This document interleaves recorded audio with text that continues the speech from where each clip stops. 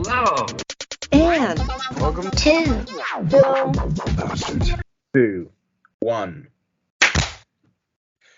Love Good that smack. afternoon, good morning, Sorry. good evening, welcome people to episode 466 of Film Bastards. I'm one of your co-hosts, Matt Foster, and as ever, I am joined by... We're not retaking. Go, go, go. Ian Loring, hi. And Becky's not here yet, but she will be here later on when she's back home from work. And so there's that. What have we got this week? Well, do you know what? We've not got? We've not got Black Adam. Ian, how did it feel this week not going to see Black Adam? It felt fucking freeing, is what it felt like. Did feel weirdly quite nice, didn't it? Even though we do have a review of it from Noel, which if I remember, I will put in around here. If I don't, I'll put it in at some other juncture in the show. Yeah. So yes, we didn't do Black Adam. Partially just because I think we said on last week's show, but I'm going to reiterate it again. We didn't want to. That's the simple thing of it.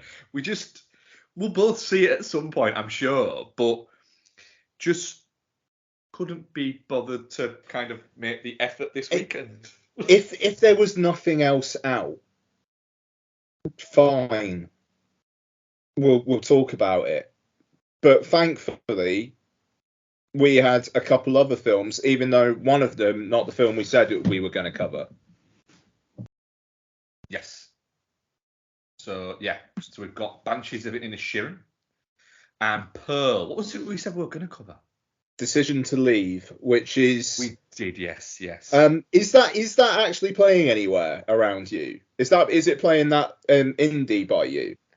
Let me have a little fucking looky. Let's see if it is. And just while Mark's doing that, so it got a release in the UK last weekend, but it is expanding this weekend.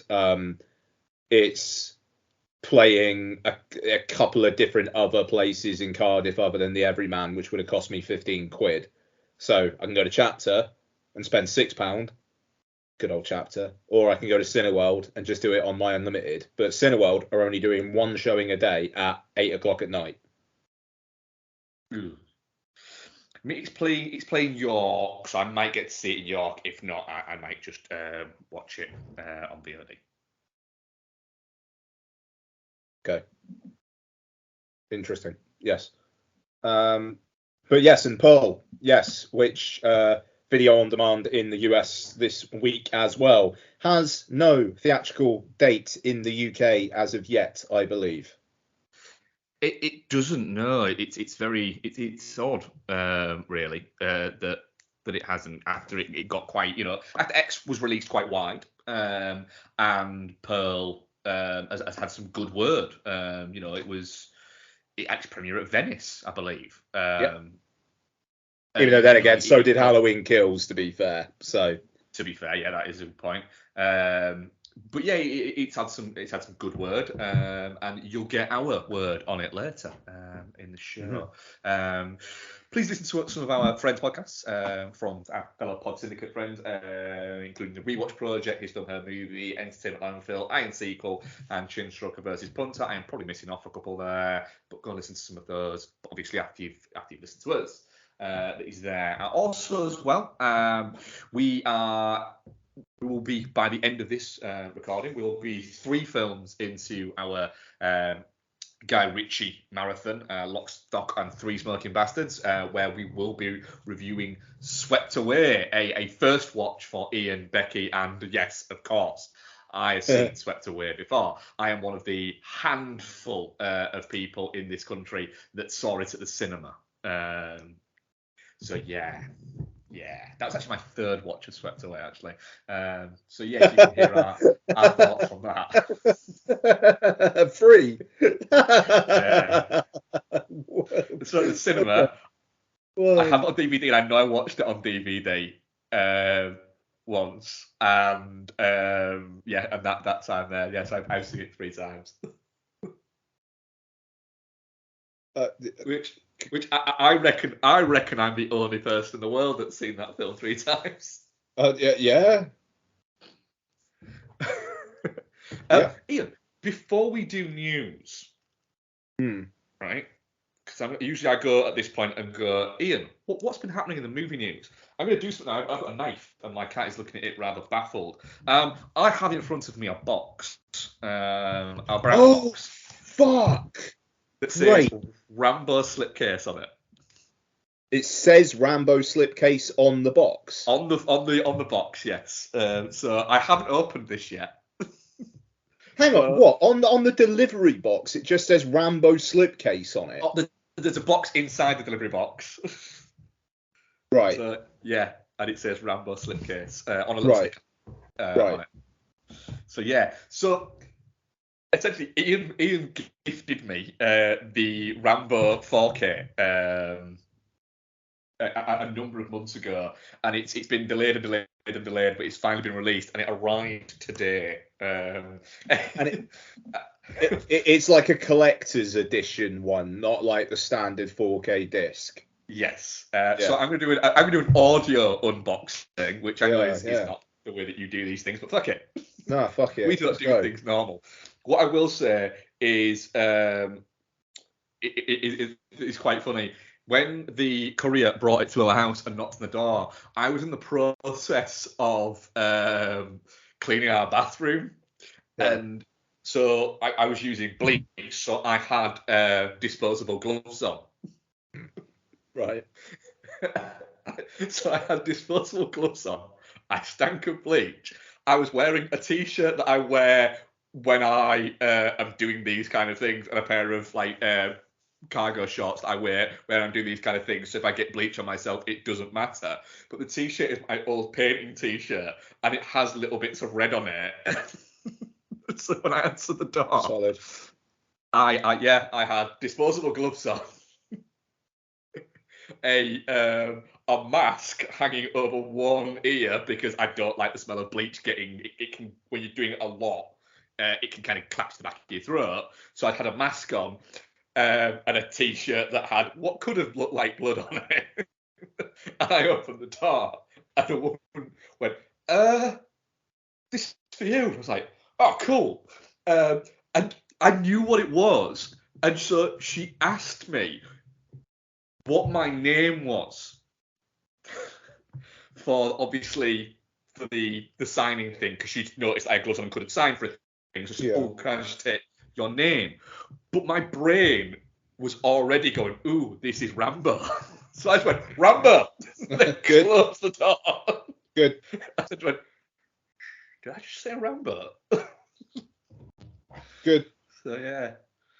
So yes, well done. Right, let's open this motherfucker up. I have a big knife. It's way too big to open this. And it's actually genuinely a hunting knife. Sweet. Because why not? Oh.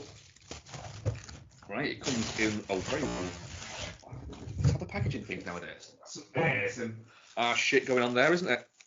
It's very well wrapped up in something that looks like something that Rambo might wear. A lot of people complain about like shit getting damaged in post and like slip covers being a little bit ripped and stuff, so I'm not surprised it's hardcore packaged. There is no fucking way that shit was going to get fucking damaged. My God, this is a pretty looking set. Yeah? Oh, great. My God, it is. It's like embossed. I'm going to put some images up on the Film Bastards on the Twitter site. Yes, Film Bastards Twitter. So what comes with it? So I'm just going to open it now. I'm going to do it very, very carefully by just creating a little nick and then peeling it open. But it's a very good looking. Yeah, it's like it's done like not quite photo real. The cover, so it's embossed and a little bit shiny, but also a little bit matte. But it's kind of like it's almost like a weird kind of like rotoscopy aesthetic to it. That's pretty fucking cool. And there's like a slipcase on the back. It's got a card on it, stuck to it, like a credit card size thing. That is the special edition number. Ooh. Which of course is obviously going to go in my wallet. Oh yeah. next to my Adventures in VHS rental card. Nice. Yeah, so that's my number is 1,530 of 2,000. Obviously, Very the good. cat is going to try and get in the box because he's a cat. All right, let's get it out. So the steelbook is again a different cover and it's packaged again. Same kind of aesthetic. That is a very nice looking steelbook. And then you've got the little slip pull out bit. We have a dog tag. Hell yeah. Can I say something really sad now? Mm. I actually already have John Rambo dog tags. Nice. You But got another set. I have another set here. Yeah, that's pretty cool. Right, well, I'm going to check the numbers on mine and cross-reference them against this. It's a Sheriff's Department patch, which is definitely going to fucking go on my on my jacket. So yeah, you've got some. What else have we got? Yeah, we've got a little booklet, a little photo booklet. Nice. And I'm guessing our postcards. Postcards which are all matte. Ooh, and they've got the character postcards. They've got quotes on the back. The John Rambo's is, I could have killed them all, I could have killed you, and in town you're the law, out here it's me. I won't do all of them, but yeah, what's Troutman's? I'm gonna. Here we go. Yeah. Of course it is. Troutman's is, you don't seem to want to accept the fact that you're dealing with an expert in guerrilla warfare, with a man who's with the best with guns, with knives, with his bare hands, a man who's been trained to ignore pain, ignore weather, to live off the land, to eat things that will make a billy goat puke. Yeah. Hell yeah. Oh man, these are great. There's more. First Blood, man. What a fucking film. I know we only talked about it a few months back, but seriously, what a film. Yeah, it is. It's mad how it's kind of like it seems to be everyone's kind of gone, do you know what? It's about time we started admitting that First Blood might be an absolute banger. Yeah. No, that's a stone cold 5-star. Is First Blood. Like what? Yeah, what a film. Just gonna put those back on there so I can put them away afterwards because it's an envelope that's quite tight, so it might take some doing. A little mini poster. Nice. There's the original First Blood poster. More postcards. Oh yeah. Oh wow! The more postcards are actually a quiz game. What? It's actually a quiz game. They've got questions on the back of them.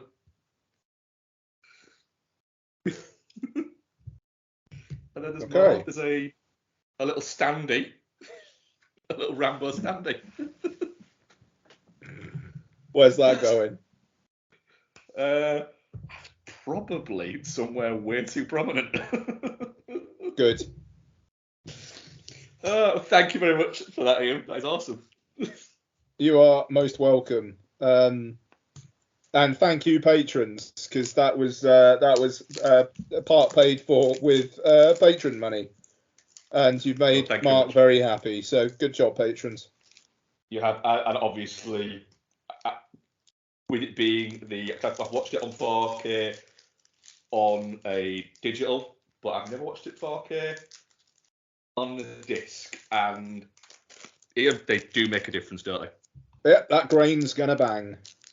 Yep, so I will watch it this week, obviously, and then we'll report back next week with how sort of different it is in comparison to the 4K. I might do some comparisons, how different it is to the 4K on iTunes. I love that shit. Nice. Yeah, I'll add that to the collection of Rambo steelbooks that I've got, because I think I've got about 4 now. Fucking A. Oh, I'm glad that got to you safe at last, and I'm glad it's good. Cool. Right. Box that away. Put the box away so the cat doesn't jump in it, or attempt to jump in it, and then get stuck. Right, Ian, what's been happening in movie news this week? Well, I'll go a little quick, I think. So Tobin Bell is coming back for Saw 10. Why not? Yeah, why not? Fucking brilliant. Good on Tobin Bell. I saw someone tweet saying that the best job security you can have is playing a horror movie villain. And it's like, yeah, it's a fair point. But yeah, sure. Is there any word on who's direct? Oh, so that guy who directed, I think, 5 and 6, I think, or 6 and 7. He definitely directed 6, but Kevin Grutert, he's directing it. So yeah, we'll see what happens, because I mean, by the time this comes out, Saw will be about 20 years old. Yeah, just wild. Who the fuck knows? Henry Cavill's back as Superman. Good for him. Hope he's getting a payday.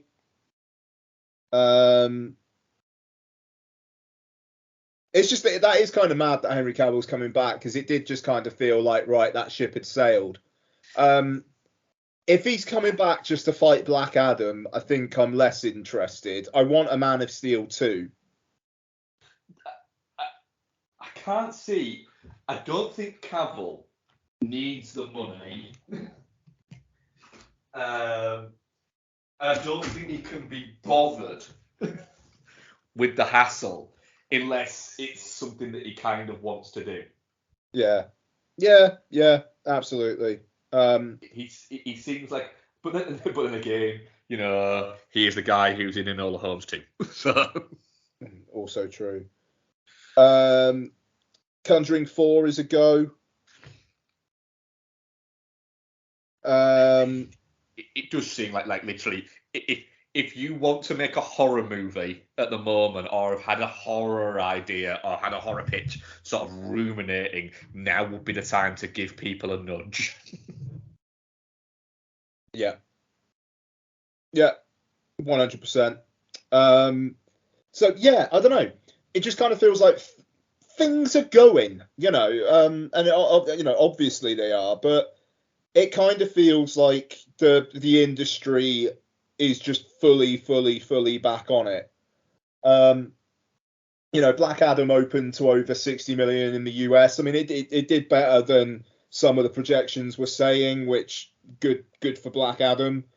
I don't want to. There was some actual fucking like twisting around to try and make things more positive. There wasn't there. It's the second largest opening of a DC film that doesn't contain Batman, Superman, blah blah. It's like that was really? that was a pretty desperate. Look, it's the biggest opening of The Rock solo leading a film. That's that is relatively impressive. Yep. So fair play, and I mean, the guy hustles. I mean, even though I don't like the way he goes about it, he obviously puts a shift in when he's promoting his films, and fair play. You pay The Rock what you're paying The Rock. It's good that he's doing that. It would be nice if he stopped tweeting journalists saying thanks for the interview. Next time, tequila's on me. I hope they hold him to that as well. Like, the thing is, it won't surprise you if he literally did turn up with cases of the shit to give to people. Yeah, quite. I don't know. There is a part of me that's just like, all right, you're saying all this with like the interviews and whatnot. Oh yeah, thanks for your time. Good to speak to you. Blah blah blah. And then as soon as the film comes out to negative reviews, he's like, oh, it's all about the fans anyway. It's just a bit like, mate, you can't actually have it both ways. Even though there is a part of me that also says, well, a lot of the time, a lot of the press are made up of a lot of people who are just fans. but also some who aren't. So yeah. Anyway, good on the industry that they've got a film in October that's hitting like that. Smile has made nearly 200 million worldwide. Absolutely, it was higher than Halloween Ends at the US box office this last weekend.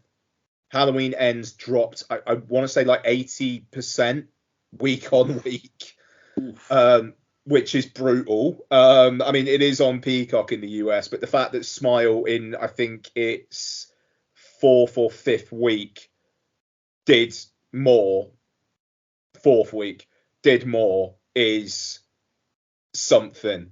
And yeah, just it.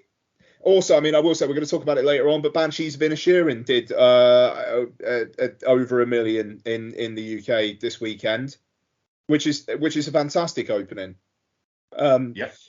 It's I think it played 4 screens in the US and made like $45,000 per average. Like it did well. And Tar's done well in the US, like in the specialty box office as well. It feels like people are going back. Yeah. And that continuing road to recovery is great. Wakanda Forever's tracking for over 175 million. I could see it doing over 200 when all said and that weekend when it comes out. But at the same time, there are definitely films coming out in the UK the week beforehand and the week after. It's it feels like the industry is vibrant enough again. And even if they're not big films, like the week after Wakanda Forever, it's the menu. I'm looking forward to the menu. I think a lot of people are looking forward to the menu. And so yeah, there is that space there. So anyway, well done everyone. And it was weird seeing. I saw the trailer for Glass Onion in front of Banshees of Inisherin, and it was just odd because it's like it's a Netflix film and it's being trailered in Cineworld. Just it's a wild time. It is, yeah. It was like that a little bit with the Green Man when that came out. Yeah. That it was weird seeing this and then seeing the Netflix logo crop up in a cinema. Yeah, even though I will say though, it was interesting. I don't want to neg on Cineworld too hard, but their fucking projection standards, I swear to God. Like, it was the first time I'd been to the Cineworld for a while because Odeon's kind of like my main at the moment. And it was just, I saw Glass Onion in Dolby Cinema. So I saw it in the best way you will see that film unless they strike a print of it. So yeah, there is that. But it just watching the trailer on a Cineworld 2K screen just looked emphatically shitter. I mean, it was stunning how much shitter it looked. Yeah. No, I mean, yeah. Look, and also Dolby. Can you tweet me back, please? I tweeted Dolby last week saying I wanted to talk to someone because I wanted to write up something or record something about Dolby Cinema, and they tweeted saying, "Oh, go on." Because they changed their handle, haven't they? Well, this is the thing. So I tweeted like at Dolby Cinema, I think it was. Then at Dolby responded, going, "Oh, hi, what can we do for you?"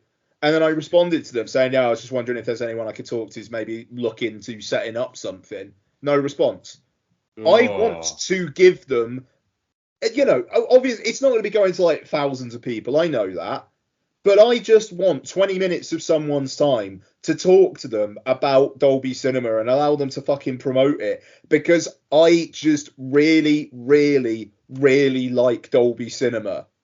Straight up, Halloween Ends looked fucking awesome. Smile looked great. The most extra way to watch a film that was destined for Paramount Plus. And Knives Out looked Glass Onion looked incredible on that screen.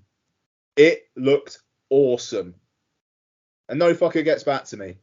So anyway, rant over. But yeah, just it really, really just paid to mind how good an experience that was watching it in that way. And I think there are like one or two screens in the country that can do that at the moment. But I tell you what, I'll take Dolby Cinema over IMAX. Really? Yeah. Yeah. What stands it out above It's IMAX? it's the fucking it's the sheer vibrancy of the picture. Mm. So it's essentially like the most premium Dolby Vision you could get, and it just the contrast level, it rules. It rules. And these projectors at Cineworld, fair play, they're like a decade old, and their super screen is dual 4K projection. So I bet watching Glass Onion in a super screen environment is cracking. For some reason I was really taken with, sorry, such a fucking rabbit hole. I was really taken specifically, and I don't know why, but Us, the Jordan Peele film, when I saw that in the super screen in Cineworld Cardiff, it looked amazing. And I don't know what it was about it, but and I don't know. It's like if projection standards are decent, even if you're not necessarily a 4K screen, stuff still looks great. Like She Said is a very flatly shot film, but that looked bloody brilliant in the Royal Festival Hall. It looked really, really good picture. And then I just like I watched this picture at Cineworld where it kind of looked like the bulb was like starting to crap out, and it was just the Odeon in Cardiff has a much higher quality control standard. I swear to God, they don't seem to let their bulbs go to the level that Cineworld do, and I get it because those bulbs do cost a lot of money. But man, oh man, and obviously this is film fucking twerp talking, but my God, am I noticing the quality of projection standards? And it's just that Dolby Cinema in the Odeon West End. I cannot stress enough how good an experience watching a film in that is. Like, there you go, Dolby. You got free publicity, even if you won't fucking tweet me back. Nice. Right. What trailers are we watching this weekend? Um, Glass Onion. I will just say that trailer is very, yeah, it's really giving you such the fucking surface of that film. I can't wait for more people to see that fucking film, man. Like, I think it opens in a few weeks, and that's going to be such fun to talk about. Looking forward to watching it again. But yeah, okay, so I mean that one's a big one. I haven't seen Jesus Revolution, but now I want to. Bloody hell. Yeah, I'm not gonna lie. I did scroll past that one. Do you know what? I think the only one that I've actually got this week, if Rotten Tomatoes trailers is not doing me dirty, is before the big one. At least I think the big one. A Man Called Otto. Oh yeah. Yeah. I mean, it is that though, isn't it? It's just like, Yeah. all right, let's watch Tom Hanks learn to like people for a couple of hours. Sure. Yeah. It's just. It's a little bit like just how much does Chet's lifestyle cost you, Tom? How much? It's Mm. this. You put any other actor in this movie and no one gives a shit. And I don't even think people give a shit about Tom Hanks being in it. It's such an odd place that he's found himself at the moment. Yeah. Hanks.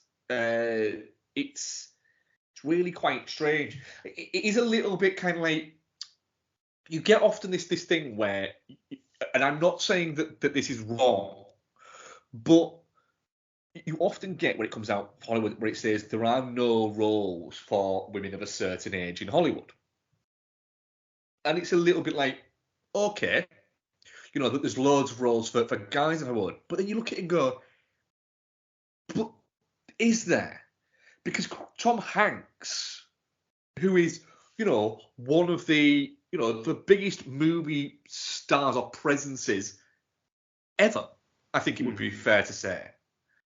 And he's doing a film which might even do just a straight to VOD. I think it literally comes out in cinemas for like a week and then he's out on VOD.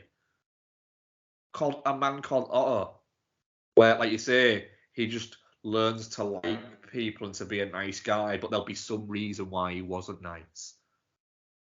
Yeah. Just seems a little bit. Really? That looks like it's got nothing. It is. It is a Richard and Judy book club of a movie. Yeah. All right, yeah. Just no.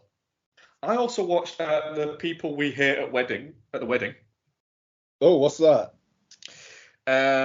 It stars Alison Janney, Ben Platt. Was Ben Platt the really old kid from? Yeah, he was Dear Evan Hansen. Yeah, he manages to weirdly look younger in this than he does in Dear Evan Hansen. Good. Yeah. And Kristen Bell looks a bit crap, but I will watch it. So it seems like that Kristen Bell and Ben Platt get invited to their half sister's wedding, and her half sister still lives in London, but they're American, so they're the kind of the Americans going to a posh British wedding, and it feels a little bit like, oh, okay, more of every American thinks that the entire population of Britain lives in London and are all wealthy. I mean, you're not? Well, not yet.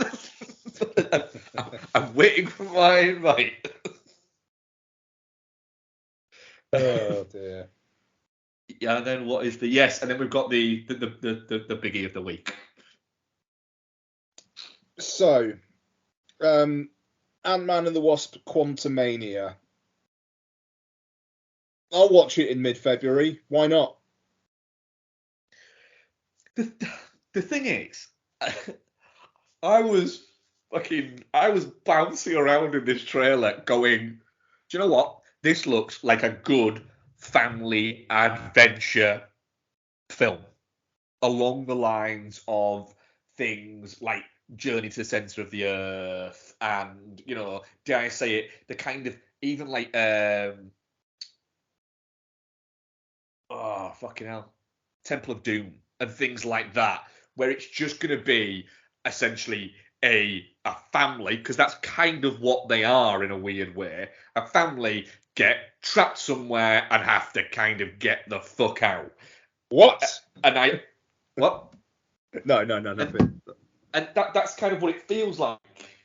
But then also I'm watching it going, but it's just so fucking ugly. And it's just, even when they're in a place that could be a physical thing you can touch, it still looks rendered. Yeah. And Yeah.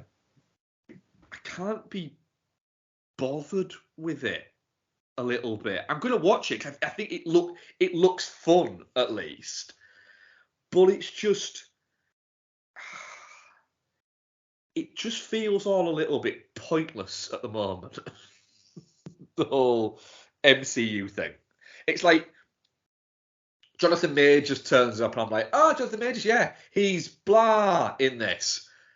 But then I'm thinking, I also know in the back of my brain, hasn't he appeared in one of the TV series as well? Yeah. He was also blah in Loki. Yeah. Yeah, there you go. So, and by the time this film comes out, it would be over a year and a half since the Loki show actually came out. So they set his character up the best part of 2 years ago before you see him again. And I mean, COVID had some sort of an effect, but it's still kind of wild. Yeah, it looks fun, but it also looks a little bit removed from everything that's going on. Like, the only character we're probably going to see from this movie again in all likelihood, is going to be John Majors. But then I don't think anything's going to happen to any of these characters either. It's this odd little corner of the MCU where it's like, yes, I would like to see Paul Rudd, Michelle Pfeiffer, and Michael Douglas in a kind of action adventure caper thing. Evangeline Lilly, if we have to. And then Catherine Newton's coming in as well, which is they're gonna be building her up for something.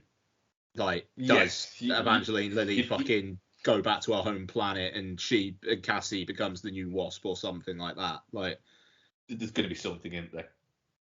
Yeah, I mean, let's see what happens. Like I say, it's like this is a mid-February release, a big, stupid blockbuster mid-February. I'll take it. I think Marvel are smart not going, this is our big May release or big July release. Because what have they actually got next year apart from Ant-Man then? So they've got the Marvels. And then they did have it's Guardians first, isn't it? Is it Guardians is next year? Guardians, yeah, Volume 3 is next year. So Guardians Volume 3 and the Marvels and this. Guardians Volume 3 is slated for May the 5th. Right. And the Marvels is slated for July 28th. Right, okay. And then Blade was going to be November, but then they pushed it back. Yes. Right, okay. And so there's nothing in November now, I think. No, we're down to Captain America New World Order is the next one after that, and that is scheduled for sometime 2024. Yeah. Oh, I don't think we mentioned Harrison Ford replacing William Hurt. That's going to be one of the most... Yeah. That is going to be one of the most paycheck things ever. And I cannot wait for the publicity tour. He's going to be into it. I didn't know that was a thing.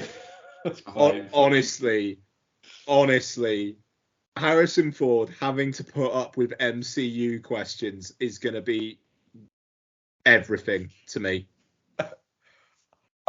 The thing is,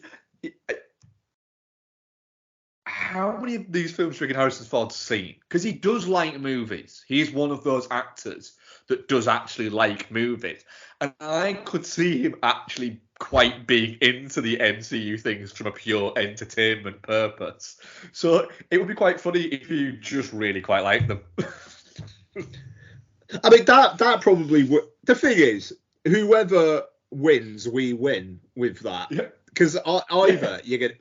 Harrison Ford is going to be pumped, or he is going to be so fucking surly that you're just gonna... It's going to be like the Ralph Wiggum Valentine's thing. Like, you could see the exact moment his heart broke. But with critics asking him questions. Like, oh, I can't wait. And it's just going to go, I don't know, ask one of these other people. Or why would you ask me that? And then just stare at them. Yeah. It literally is. You can imagine him saying, Callister, the best being this MCU thing. What are you going to do? Going to buy another plane and say yes. Oh, God, yeah. I mean, you just want him to come up with an answer like Michael Caine about Jaws 4. It's like, I haven't seen the film, but I have seen the house it bought, and it's very nice. Fuck it, fair enough. Go for it. It's... Michael Caine had to skip the Oscars where he won an Oscar for Hannah and Her Sisters because he was filming Jaws 4. Yep. He deserves that fucking house. Fair play. Yep. Fair play. Right, that's trailers. We're going to hold up on Pearl, because I know Bex will probably want to talk about that more than she will Banshees. She did enjoy Banshees, I will say that. But yeah, we're going to chat some Banshees. I mean, do we want to try and slightly delay things, do a bit of what we've been watching? Just throwing it out there. We can talk Banshees if you want. It's just, yeah. We'll do Banshees. All right, okay. Unless you liked it, but yeah.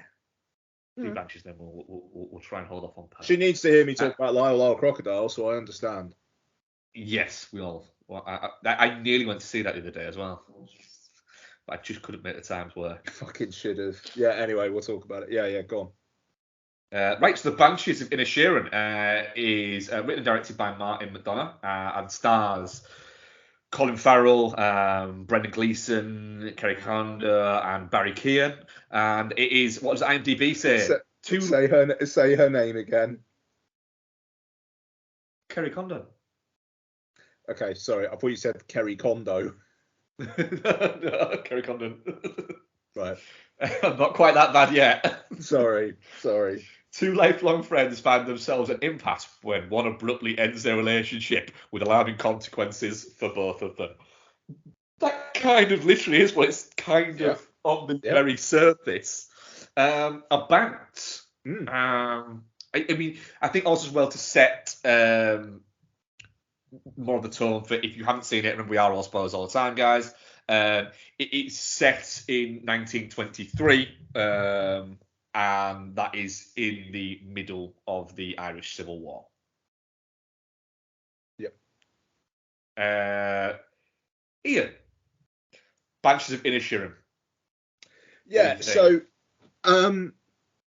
it's interesting because I've definitely got a sense of what you thought about it, and what a lot of people thought about it, and it's interesting.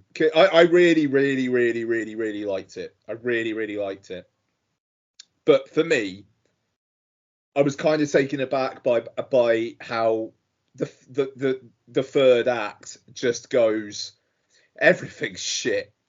Like, everything is going to end in just the worst way possible. And I get it. Like, for me, my reading of this film is about how masculinity in all its forms is shit. Because you're either a good guy who's going to go through, like a nice guy who's going to go through life, like being nice to people, and then you're going to die doing nothing.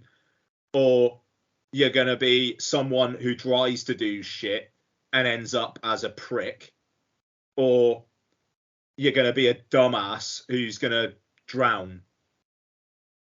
Those are your three paths in life. At least they are on Inisherin. And I was both taken with and taken aback by just how it plays out on just this note of hopelessness, yet is also legitimately very, very, very funny at a lot of points. But then you could hear a pin drop in my screening in that last 20-25 minutes, I'll tell you what. And people, not just me, were laughing before. Colin Farrell, brilliant. Him versus what we're all hearing about Brendan Fraser in The Whale feels like it's going to be a hell of a fight for Best Actor. I thought he was wonderful, and the whole career thing for both of those guys as well is very compelling. Gleeson. What I would say there is, I guarantee you, if you asked Colin Farrell, it's going to be between you and Brendan Fraser, he'd go, please give it to Brendan Fraser.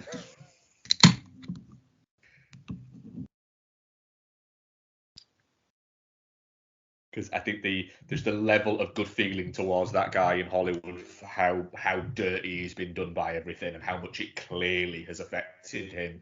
It is just, I think, is quite a wonderful thing. Yep, absolutely. And he's having a great year. Good, Colin Farrell, I stan. And then Brendan Gleeson, I think, is just like great support as well. Like really good supporting actor stuff. I was kind of, I kind of thought this was going to be a co-lead, and I thought it was interesting how he isn't the focus, even though the plot is very much about him. That was interesting. I thought Kerry Condon was also doing some terrific quiet work as well. Yeah, she's very good in this. Yeah. There's not a bad performance in the entire thing. No. I mean, I could go through every single one, but yeah, no. I thought it looked good despite the Cineworld projection. Well acted, funny, just fucking bleak. You thought it was a laugh riot from start to finish, though, didn't you? I did think it was funny, pretty much all the way through in a deeply black comedy way. I was very much enjoying it, and then there was a moment where something clicked for me, and I went, I know, oh, now I get it. Right, fucking A, yes, go. And then it was more solidified by that ending as well. And it just, because the thing is, Martin McDonagh is very good at doing this, creating this atmosphere that there's something going on. And so all the way through it, you're waiting for, right, what has he fucking done? So you're looking round for the things that he might have fucking done that has caused Gleeson to no longer like him. And so that's really right. So has he done something? Right, he's not got.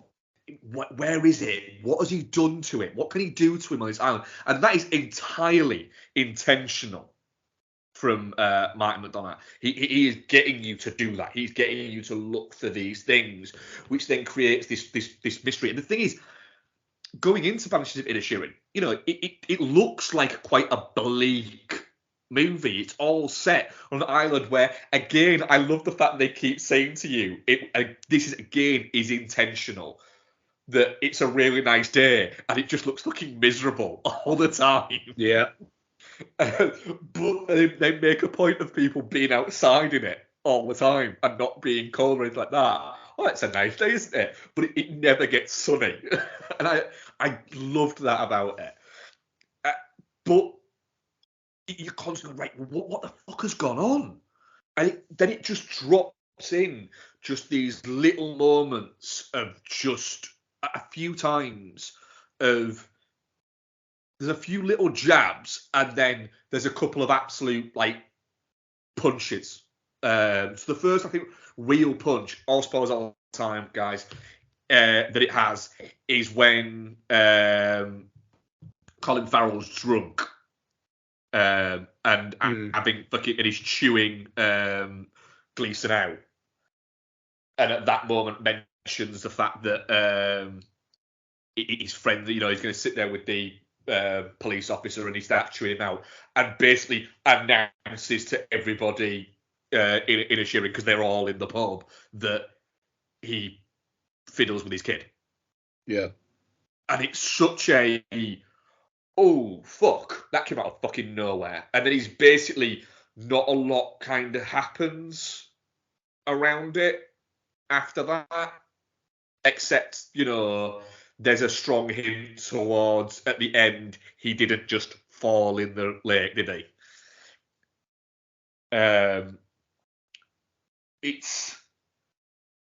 But then once I realised, right, so this is, like I say, there's a lot going on with in terms of, the fact that he keeps going to see the priest and he asks him about his despair, and the fact that they mention, are you a bit depressed? The Colin Farrell one where he's saying, can't you just do like the rest of us and just shove it down and hide it?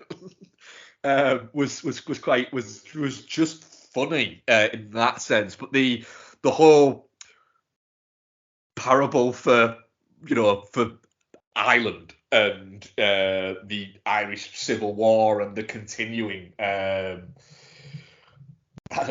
hate using this phrase, but the continuing what is referred to in this country as the Troubles. being that there, where it's just two sides that just no longer decided they liked each other and are essentially at this constant war with each other for no real fucking reason, but are going to essentially cut off their own limbs to spite themselves, and he's going to burn the other one's fucking house down to spite whoever. It's such a fucking hell. It's a smart fucking way to write things. So, Mark, and I feel like such a dum-dum. I feel like such a dum-dum.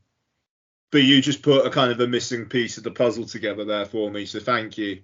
Yeah, no, I'll put this back up to a 5 out of 5 on Letterboxd. Yeah, okay. I had it as a 5, then I took it down to a 4.5 because I was like, something doesn't quite, and it's that. It is that. It is, and like, yeah. Sorry. It's so clever. It's so clever.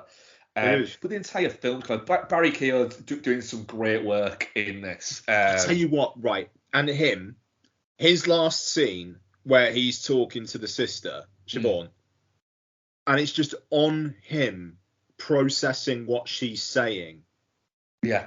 And he's just taking time. You just like when she's kind of like rejecting him, and he's like. He's taking it really well. Yeah, and he's just processing it, and it's just like he understands. Yeah, he gets it. And he's very much like he's almost asking the question, and he even says, you gotta shoot your shot. Yeah, yeah. And it's a wonderful scene that because she's really nice about it. Yeah, she's clearly really sweet. She doesn't like she doesn't dislike him, but she just doesn't like the place, and he's part of the place. Yeah. But then because he's being quite sweet, she doesn't want to hurt him. But he's not. He's just going, I'm going to ask this, but I kind of know the answer, but I'm still going to ask. And then when she says that, he's like, yeah, I agree with you. And then he just kind of walks off. Then you've got the ending of, well, has he thrown himself in the lake? Has his dad thrown him in the lake? Because that's the thing. I didn't quite connect the dots with his dad because he kind of like apprehends Colin Farrell when he's just like, is my son with you? Like, is he staying with you? You tell me. And then like something distracts that, which made me think that he probably just got pissed, like sitting up on that ledge at some point and just fallen in. Yeah, But yeah, you're right though. It could be the dad. I mean, it could be, absolutely. And that's what McDonagh is leaving you up with.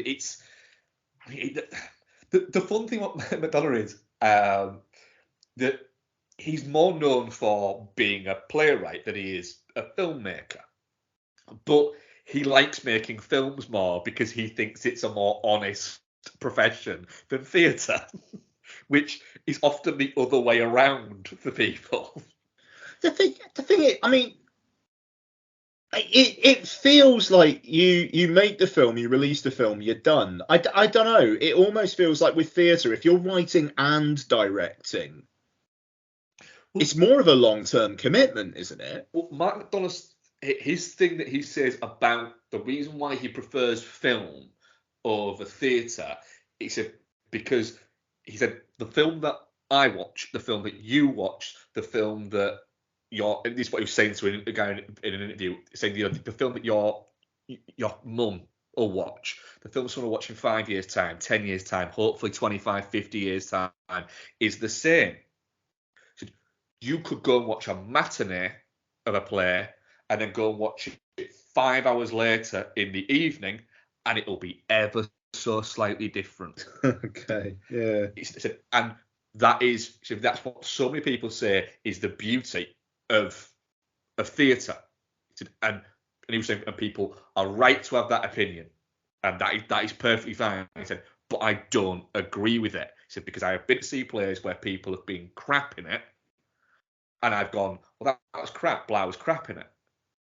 But then someone's gone, no, when I saw it, it was fantastic. And I don't know if he was fantastic when they saw it, and I just caught them at night when they had the shits.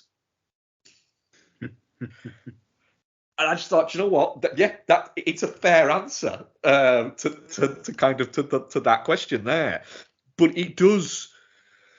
I went into this going, no matter what, this is going to be. I'm going to be enthralled throughout because he writes very engaging movies, and that's what we got here. The little interactions in the pub were fun.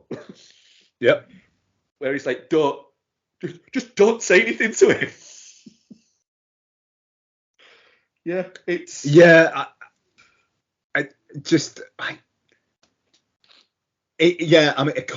clever is the word, but not like, and look how clever I am in the slightest. I don't know. It's just a really, really good story, really elegantly told. And it just doesn't put a foot wrong. No, it is. And the thing is, as well, it's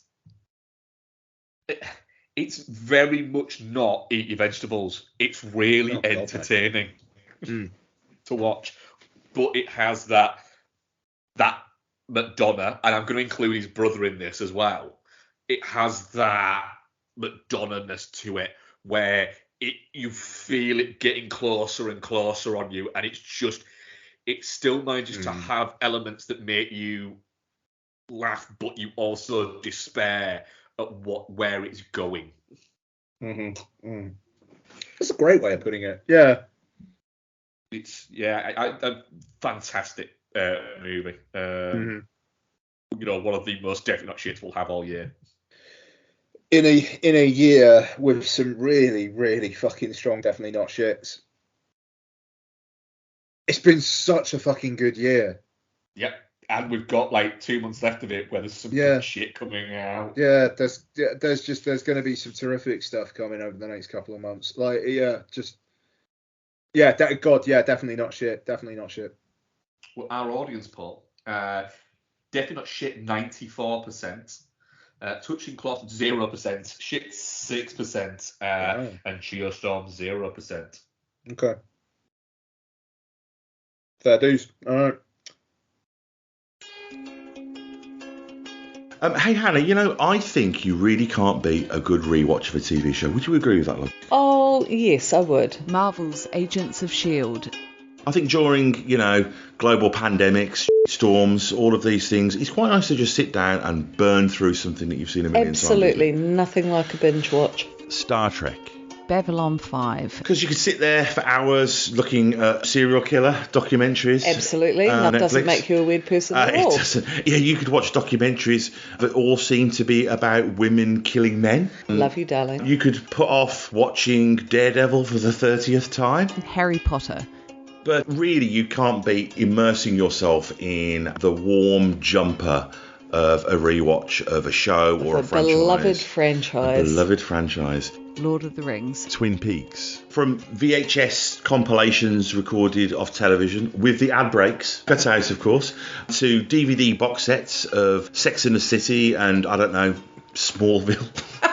Farscape. Quantum Leap. To giving up finding new content on Netflix and just having a comfort trawl through Star Trek The Next Generation or Parks and Recreation. I think that we can all agree. There's a lot to be said for that. You can't beat a good rewatch. So, with that in mind, join Hannah and Mike from Chinstroker vs. Punter as we burn through some of our favourite franchises and share our immediate reactions to each instalment in both spoiler and non-spoiler sections.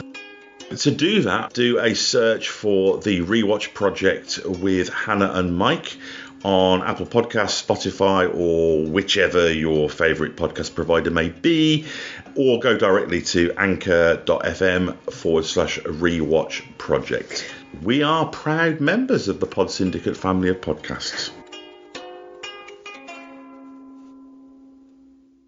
CS3P Combat! Player 1, choose your character. Tired of film and television podcasts where the hosts exist in a blissful state of agreement? Chinstroker. Player 2, choose your character. While you're in luck. Punter. Round 1, fight! Allow me to introduce you to the Chinstroker vs. Punter podcast, featuring two film and television fans from Birmingham, England, who enjoy their media in very different ways. But anyway, that brings us to the end of the plot of Blue Velvet. The plot. I mean, the main characters are two of the dullest main characters I have ever encountered in any film. So join us as we catch up on what we've been watching from our own very different perspectives. Double KO. Round 2, fight! You can find us at csvsp.libsyn.com, also on Spotify, iTunes, Stitcher, all the places that podcasts can be found. Just really It's not visually striking. No. Just getting confirmation. It's just in That's the third time though. I mean, is this on? What have you been watching this week, Ian? What have I been watching? So I mentioned it earlier on, so I'll talk about it first. Took Lots and her friends to see Lyle Crocodile over the weekend. So, first family film out there, like of any kind of major concern since DC League of Super Pets. It's been pretty dry out there. Is it? Yeah. Yeah, that Tad, the Lost Explorer, blah blah blah thing that Noel took his kids to see. But that's kind of been it. It's been very dry, and which is odd because these films make a lot of bank. In its second weekend, I think this dropped 13% in the UK. I mean it's pretty fucking good. I mean, it's done. Yeah, it's done nearly 5 million over here. You know, it's not to be sniffed at. So I believe it's like an adaptation of a book series. It's not one I'm particularly familiar with, but basically, Javier Bardem plays this like guy who it kind of seems like his life's ambition is basically to like win Britain's Got Talent or something, basically. But he buys a baby crocodile who can sing, because of course, but he's invested loads of his money in a kind of like song and dance show, and he wants the crocodile to sing. It grows up, and on opening night the crocodile doesn't sing, it gets stage fright, and he basically loses the place, but he tells Lyle to essentially hide in the attic. And yeah, so 18 months later, Scoot McNairy and Constance Wu are parents of a boy whose name I don't know. It was an odd looking name. I remember that, like Fedgley Bubs or something. I don't know what his name was. Mark, look up the name of the lad in Lyle Crocodile and see if it's anything like Fedgley Bubs. Winslow Fegley. Sure, Fedgley Bubs. I think you're not too far off there. I mean, Feg, you know, like, yeah. Winslow Fegley. That's a fucking... I mean, that's a Journey Smollett, if ever there was one. That's not a real name. Winslow Fegley. Journey Smollett. Like, yeah, all right. Winslow Feg... No. So, yeah, they've moved in, and Fegley Bubs finds Lyle, discovers he can sing, and he can only sing. He can't talk. He expresses everything through singing and growling. Forgot to mention that. And basically, they've all got their own problems in ways, and Lyle helps them sort through their problems. And then Javier Bardem's character comes back. An amazing scene where he comes back, and then Scoot McNairy basically says, there's a clause in the contract that we signed for the house that says that we have to let him stay for up to 15 days in a year, no questions asked. So the way that they justify Javier Bardem staying with them is because there's a clause in the house contract just saying, like, yeah, the old owner has to stay with you for 2 weeks a year. I mean, I respect that sheer level of fuck it screenwriting, I have to say, but it made me laugh out loud. No one else did. But when Scoot McNairy said that, I was like, well done. I mean, I'll be honest, that's not far off the plot of one of a recent Pauly Shaw movie. Right, yeah, okay, yeah. Guest House, I believe it was called. Okay, good. Yeah, absolutely. So Javier Bardem comes to stay. He's trying to get Lyle to sing, and it kind of goes on from there. So this has got songs by the guys who did the songs for The Greatest Showman. So there's some real earworms here. And Lots was singing one of them, Top of the World, like walking out of the cinema, and then we had to play it for her twice in the car later on that day. So those guys are onto something. I will say though, the song that they've apparently are going to put forward for Best Original Song at the Oscars for Lyle Crocodile. The crocodile is voiced by Shawn Mendes, by the way, who I understand is a pop star of some sort. The song that they've nominated for Best Original Song for it, or put forward for it, is one of the weaker songs in the film. And we played it in the car, and I was just like, and Don, it's going up against this. And then I put on Hold My Hand. And Hold My Hand from Top Gun Maverick versus Carried Away from Lyle Crocodile is like putting a sumo wrestler against an ant. Is it one of those things where they've put the wrong one forward? They did last year with it's an Encanto. It's an Encanto. They need to put Top of the World forward. That's the earworm one. Yeah. And which one have they put forward? It's called Carried Away. It's so anonymous, but it's like a ballad. But Hold My Hand. And I was just like, Don, do you see? And she was like, yeah. Stop crying, Ian, because I was tearing up just at the sheer fucking force of that song connected to the film. But she was like, no, I understand what you're saying. But look, it is a very, very charming film. I'll say that. I was caught up in it. I teared up towards the end at one moment. I won't lie. That's who I am now. He's a very, very nice crocodile, is Lyle. And he only means the best for everyone. And he just wants a family. That's all Lyle wants. But CG, good. You know, like it's fun. It's funny. It doesn't outstay its welcome at all. If they do a second one, I'd happily take Lottie to see it. I think it's really, really solid family entertainment.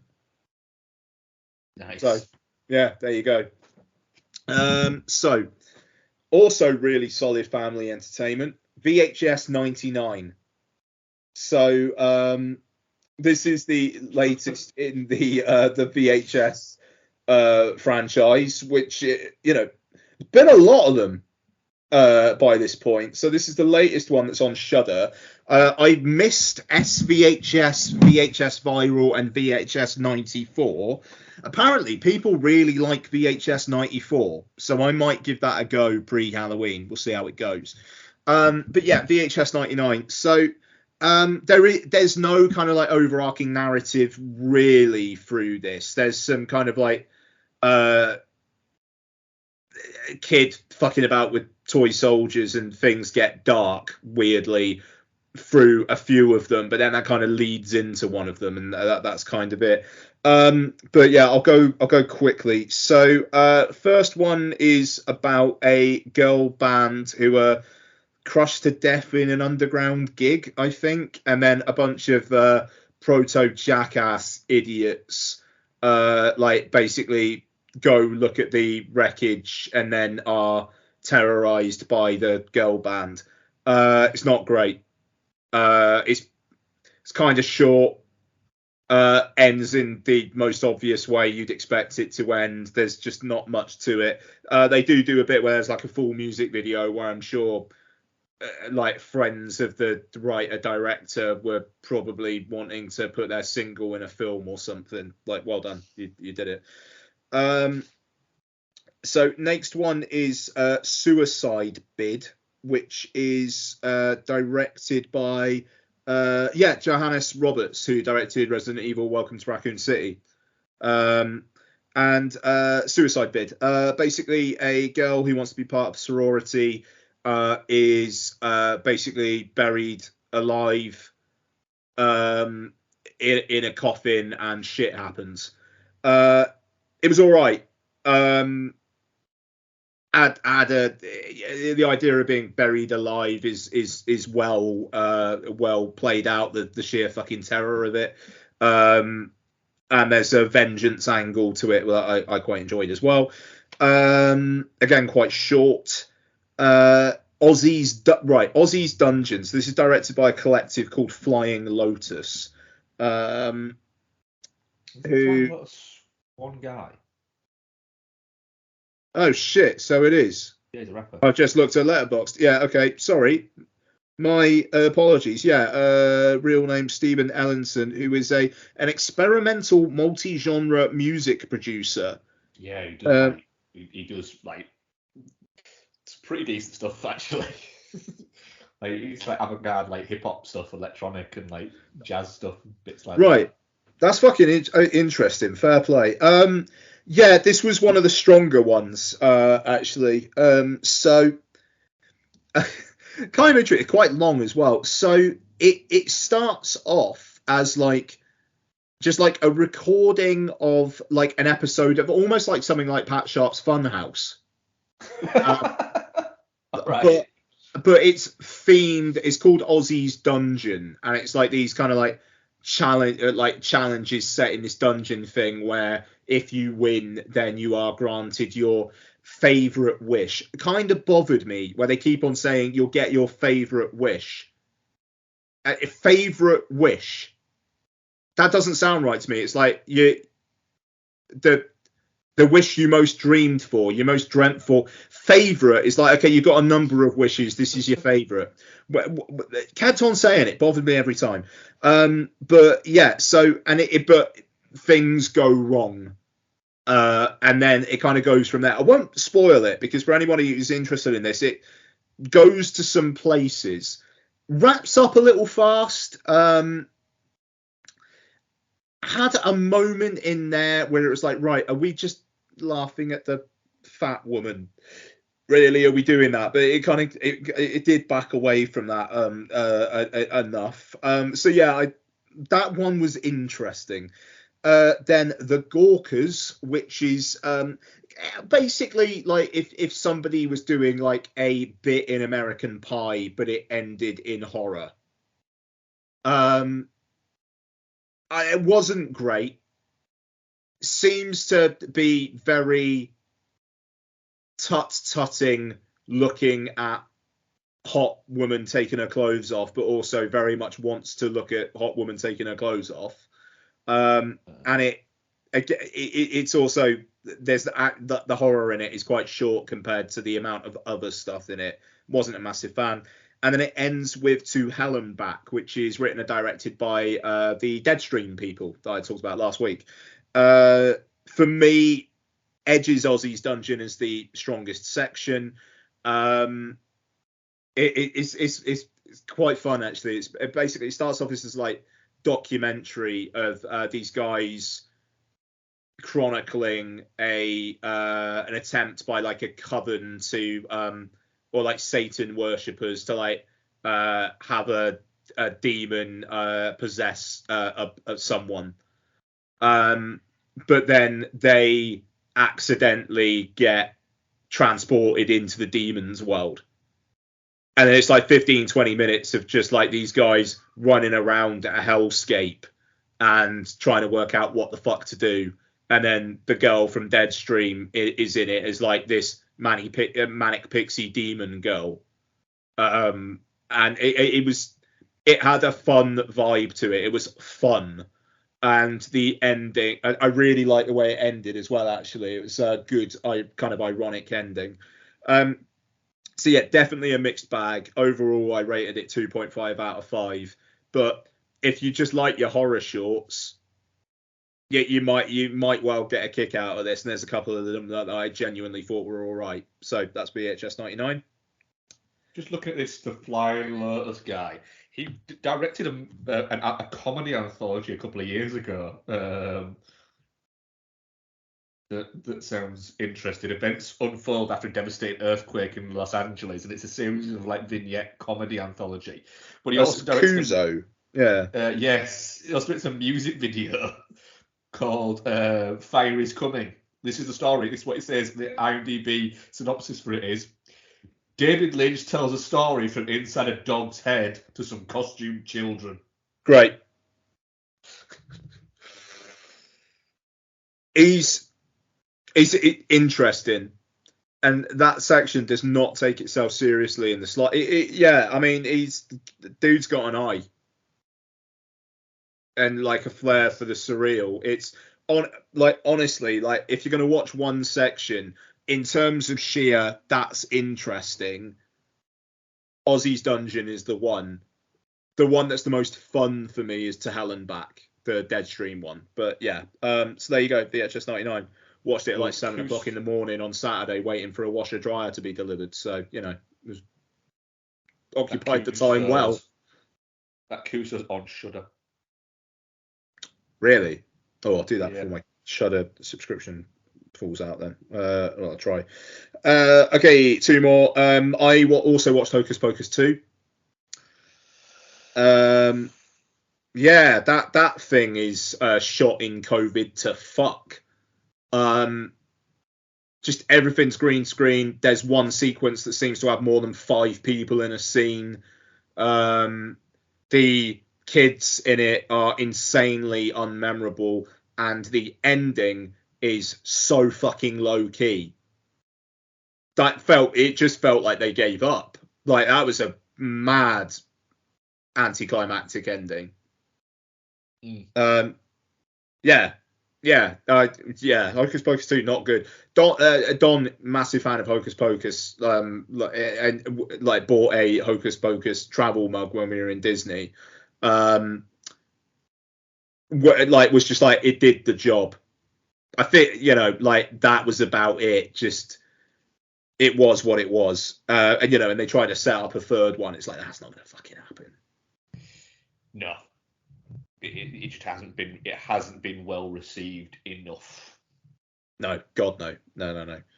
And last one for me this week, Hideo Nakata's Dark Water.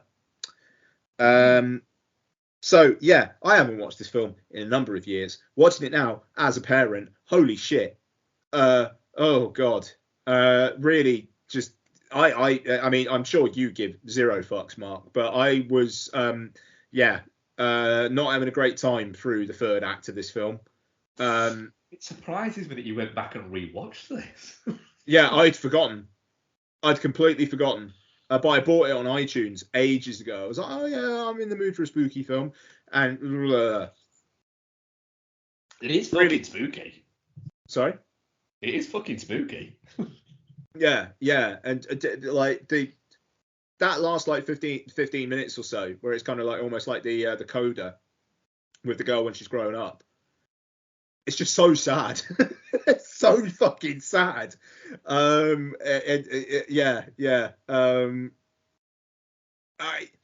It's just this air. Like the first 2 acts is this mum just being driven mad by like genuine supernatural shit, but also having to deal with not looking like she's cracking up in society because she's trying to win custody of her kid. And just the sheer tension of it all is borderline unbearable at points for me. And the dad is just such a shit. And then when the lawyer comes in and is like trying to sort everything out, and you just think there's a ray of light, and then bang, actually no, serious spoiler for Dark Water. Actually no, the only way to end this is if I basically say, okay, ghost girl, I'm your mum, leave my daughter alone and you can have me. Just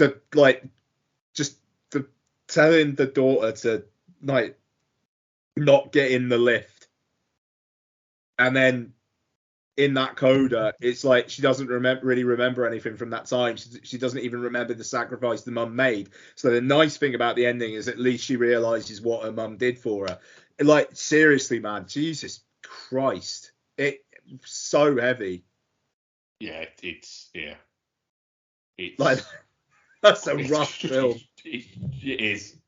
I mean, it's the same guy who wrote Ring, isn't it? Yeah. Well, yeah. And it's. Yeah, I mean, absolutely. I mean, Nakata like had a thing going there, and it's kind of weird how his career went, where he did the American Ring 2, and he did that Aaron Taylor Johnson film Chat Room. God, yeah, he did, didn't he? It's just such an odd career. But Ring and Dark Water, dude. Yeah, the Pooter's in it. Yeah. Daniel Kaluuya was in it, wasn't he?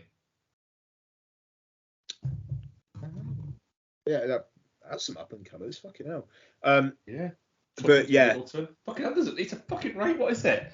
So in that you've got Aaron Taylor Johnson, Poots is in it. Daniel Kaluuya, Hannah Murray, also of Skins. Tuppence Middleton, who has been in things. Ophelia Love Bond, and Richard Madden was also in it as well. Fucking hell. That's mad. I bet loads of them were like, what, he directed Ring? That scared the shit out of me when, I'll be in that. Yeah, you know what I mean? Yeah, wow, that's mad. I might rewatch that sometime next few weeks. I'm kind of tempted to rewatch that as well. That's a cast, isn't it? That's a cast. Isn't it? But yeah, also, I will say, Dark Water, the copy on iTunes looks like hammered shit. I mean, the copy of a lot of these, of lots of ex-Tartan films. Yeah. Yeah, they do look fucking rough as fuck. I'm just like, Arrow did a 4K restoration of Ring that they released theatrically a couple years back. They put out a box set of Ring, Ring 2, and Ring 0. That 4K's got to be coming at some point. Like, I want it. Gimme. You're putting out The Grudge on 4K before you're putting out Ring on 4K. I get it. The Grudge is new. Sorry? Ring not come out on 4K yet? No, it was a 4K restoration, and it looked great. I saw it in the cinema, and it looked really good, but no disc yet. Even though, Arrow do their new announcements the last Friday of the month. We got it coming this Friday. Who knows? They're too busy releasing The Wolf of Wall Street, which I also thank them for.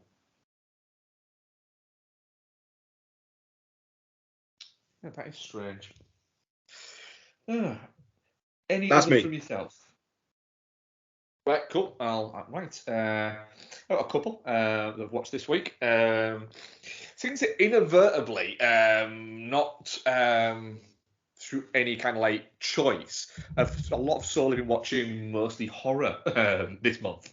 So I rewatched Idle Hands. Nice. Which Bex wanted to rewatch because she's been listening to the Stephen King podcast, and Devon Sawa is on it a bit. I think he's guested on a few times, and she said that he was talking about Idle Hands, and they're saying that when he auditioned for the movie, it had nothing to do with the whole movie wasn't based around a possessed hand. It was just that part of one of the bits was that his hand got briefly possessed, and that was like the audition bit, and so he went way over the board with it, and so the writer director then went right, no, we like this too much, we need to fucking redo this all about the hand. Which nice. Is mental, but yeah, quite funny. But it's just one of those really odd, like, this is never going to get like an Arrow or anything like that, but you could see it cropping up on something like fucking Shout Factory or something like that, where it's quite a little scene, but a definite kind of like cult favourite with this. Again, a really good cast as well, with Devon Sawa, Seth Green, Eldon Henson, Jessica Alba, Vivica A. Fox being fucking terrible, and like a lot of other people you recognise. And Kyle Glass is in there. Nice. Tom DeLonge is in there. The band in the film is The Offspring. That's The right. band who's Yeah. playing the school dance is The Offspring. And I just like the fact that it has things like Seth Green and Eldon Henson's characters. The fact that they are, for all intents and purposes, like zombies, but it's not explained in a like supernatural way or anything like that. It is literally just so how Devastator's character actually asks him, so how can you like why are you here? And like, oh, there was this big light, but it was like this staircase, but it just looked really high, so we just couldn't bother to go up it.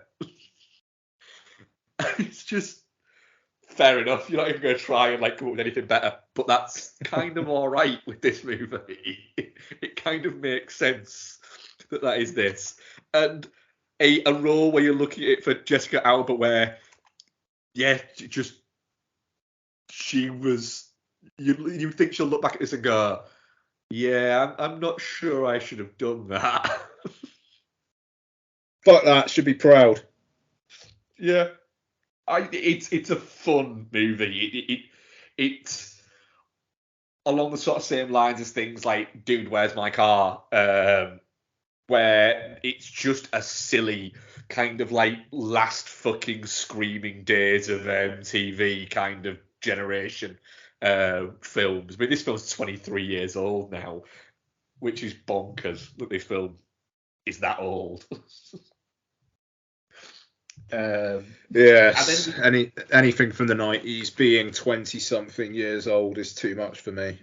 Yeah, it's Let alone 30. 99, but it's just so like, oh god. Mm-hmm. Yeah, like there's like now there's people who were born in the 90s who are in their 30s, and it's freaking me out. Right. Again, continuing from Bex listening to this Stephen King podcast. I'm going to tangent slightly during this as well, but it's something that you will. I think you'll be all right with my tangenting on this one. So we rewatched Doctor Sleep, the director's cut. Right now, the director's cut is available on the iTunes extras in 4K and in Dolby Atmos, right? Yep. However, if you're watching on the Apple TV app rather than on an Apple TV box, you can't access iTunes extras. Extras, yeah. Right? You can only access iTunes extras on an Apple TV box. I have an Apple TV box, but I don't have the Apple 4K box because I have a 4K TV and I have the app as part of that. Yeah. So what I had to do, which isn't that much of a problem, is I had to play it on my iPad in 4K and stream it to my TV, which works pretty much perfectly. So that's not a problem. I don't have an issue with doing that.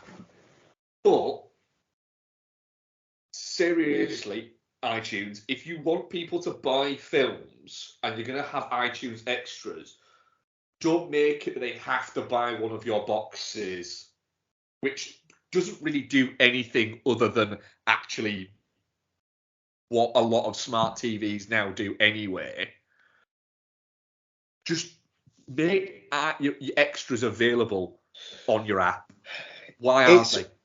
It's one of those sneaky fucker things that they do, which it does annoy me, because it is basically saying to people, look, if you want to get the most out of the $13.99 or however much you're spending out of this purchase, then you also need to buy our box, which is not a cool way of doing it when, like you say, it's not like there's a technological hurdle there.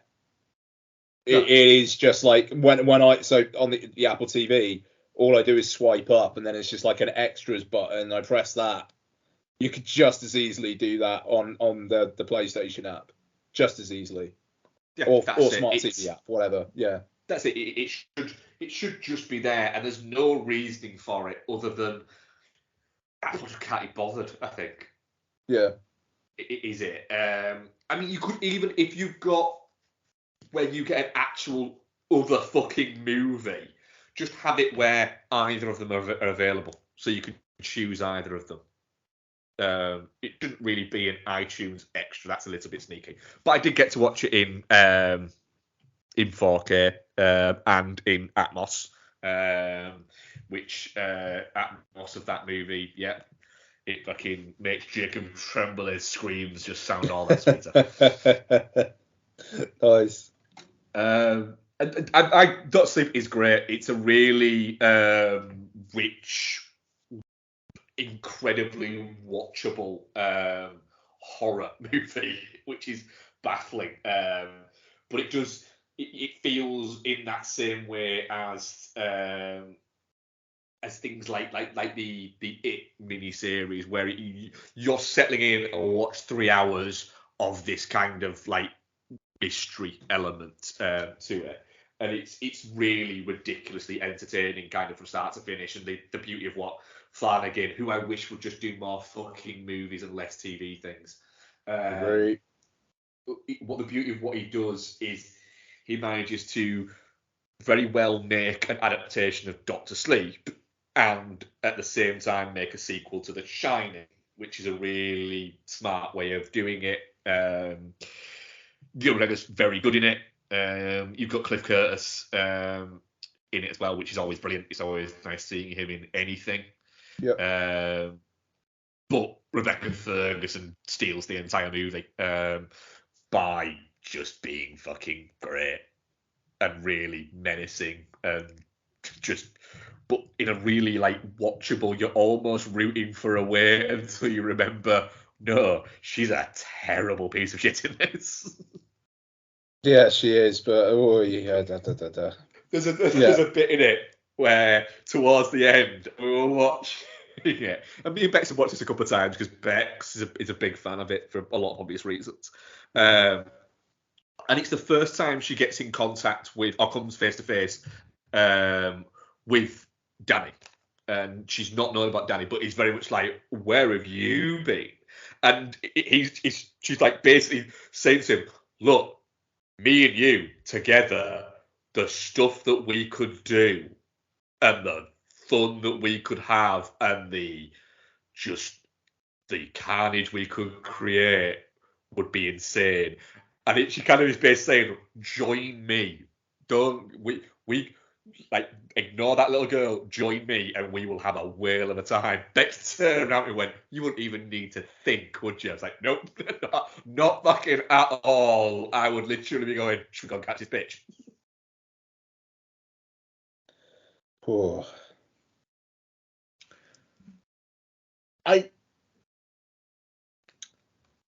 Doctor Sleep is one of those. It didn't do that well when it came out. Oh, you still there? Yes. Yeah. It didn't do well when it came out, and I'm still annoyed about that to this day. But it feels like a film that is. It's on its way to becoming a cult classic already. Yeah. It's incredible how that film manages to be a sequel to the film Shining, while also like doing things in a way that obviously made Stephen King happy. Like that's it. Should have been impossible. Yeah, well, Flanagan very much he wrote like the alternate ending and veered away from the book with King's blessing, but had kind of at one point had kind of like discussed with King about the idea of actually doing it together, and King was very much like, no, this is your thing. Yeah, you do this. Yeah. But then Flanagan was very much like, but I want to get your approval that what I've done is okay. And right on cue, Becky's all right. Yeah, I've literally just walked in the door, so I'm going to have to get myself sorted and take my coat off. But I'm currently listening to a Flanagan commentary. All a right. bit. The Kingcast commentary. Yeah, yeah. Yeah, nice. Yeah. Have you listened to it? Yeah, it's really, really good. Yeah, it's really interesting. There's a bit in there that he says that after he'd shown Stephen King the final cut when he went through to Banger and showed it just him and Mike Flanagan sat next to each other in an empty movie theatre. He went back to Stephen King's for lunch and they were sat chatting over pizza, and Stephen King basically said, "You've made me hate the Kubrick version less because of what you've done in this." Fuck.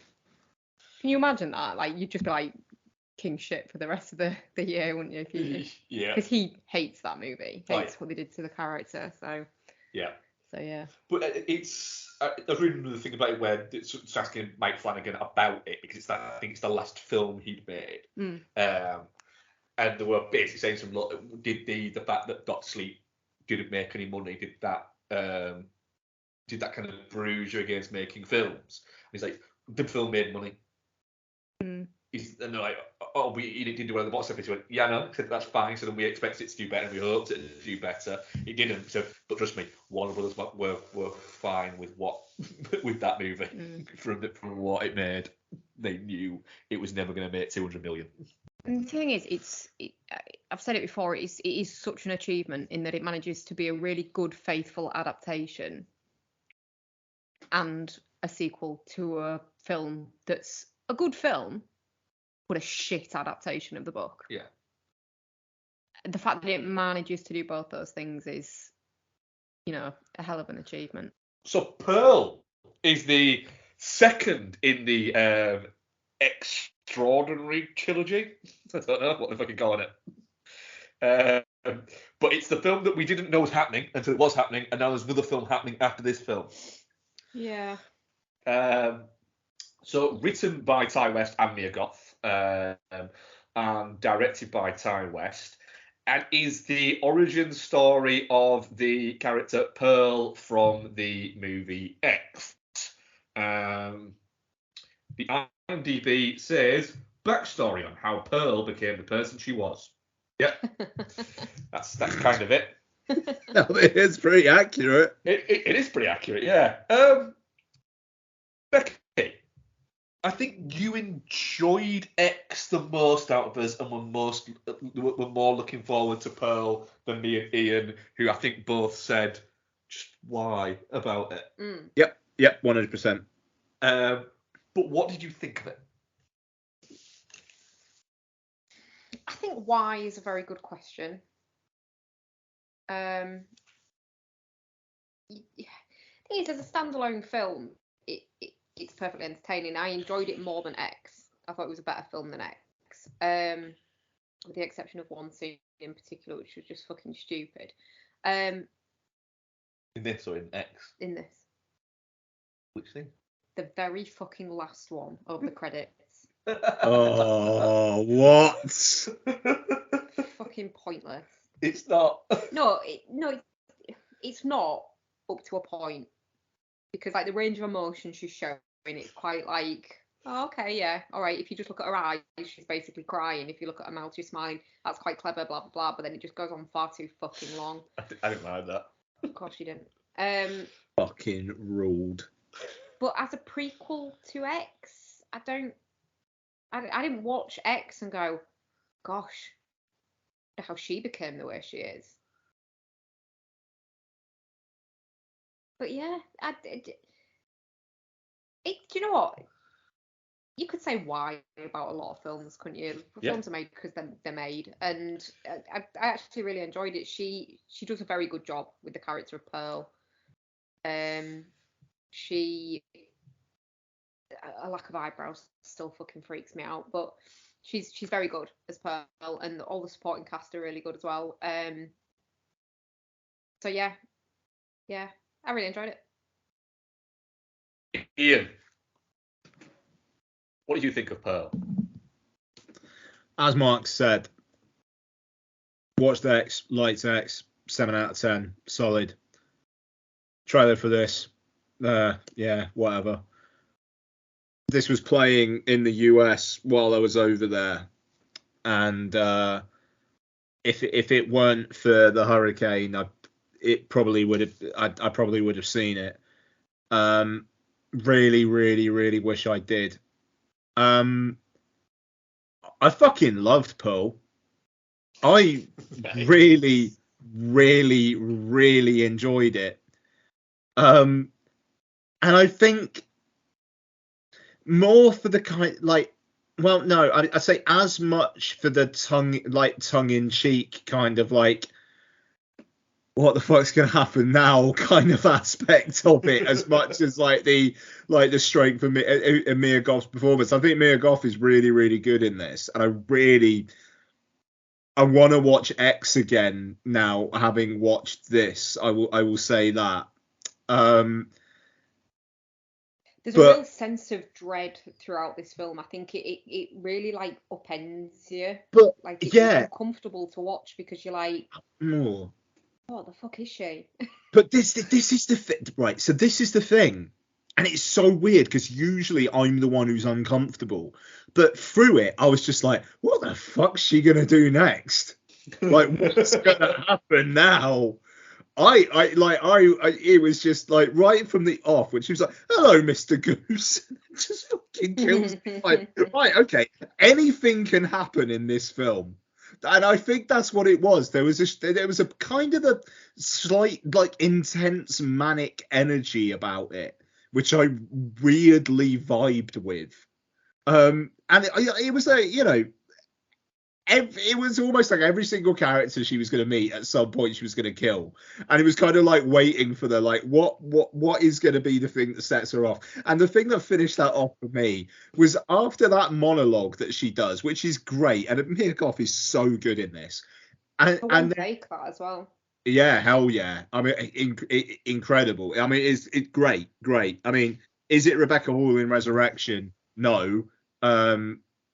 But it's bloody close, but also huge predilection towards Rebecca Hall. Yes. But like her friend's reaction, and then she's just like, "But you got it, didn't you? I hope you have fun." But her friend's like, "No, I didn't. Don't you lie to me. Yes, you did. Oh yeah, I did." And then when she's just like, "You blonde girls always get it," and then it's like, "Oh fuck."